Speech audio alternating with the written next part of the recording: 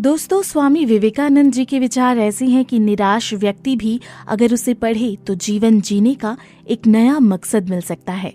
स्वामी विवेकानंद जी का जन्म 12 जनवरी 1963 को हुआ था। विवेकानंद जी ने रामकृष्ण मठ, रामकृष्ण मिशन और वेदांत सोसाइटी की स्थापना की।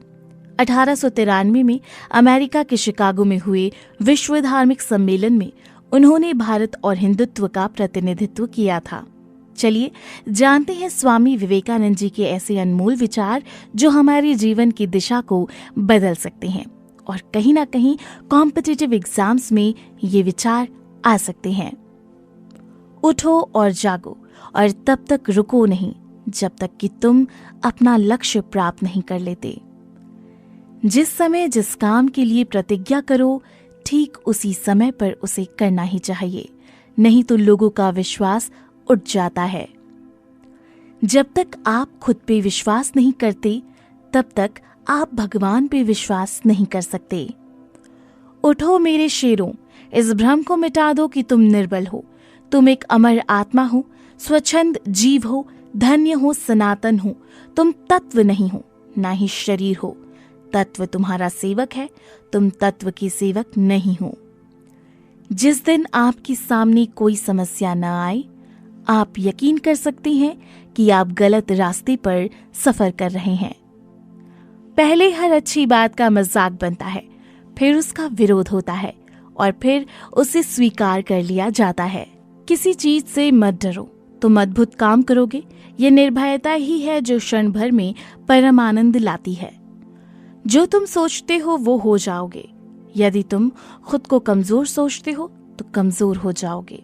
अगर खुद को ताकतवर सोचते हो तुम ताकतवर हो जाओगे।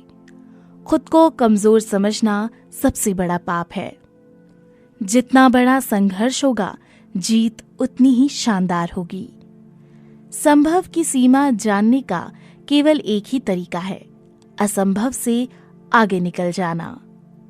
विश्व में अधिकांश लोग इसलिए असफल हो जाते हैं क्योंकि उनमें समय पर साहस का संचार नहीं हो पाता।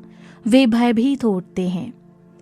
किसी मकसद के लिए खड़े हो तो एक पेड़ की तरह, गिरो तो बीज की तरह, ताकि दोबारा उठकर उसी मकसद के लिए जंग कर सको। डर निर्बलता की निशानी है।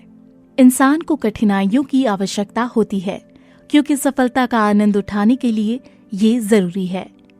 खड़े हो जाओ, हिम्मतवान बनो, ताकतवर बन जाओ।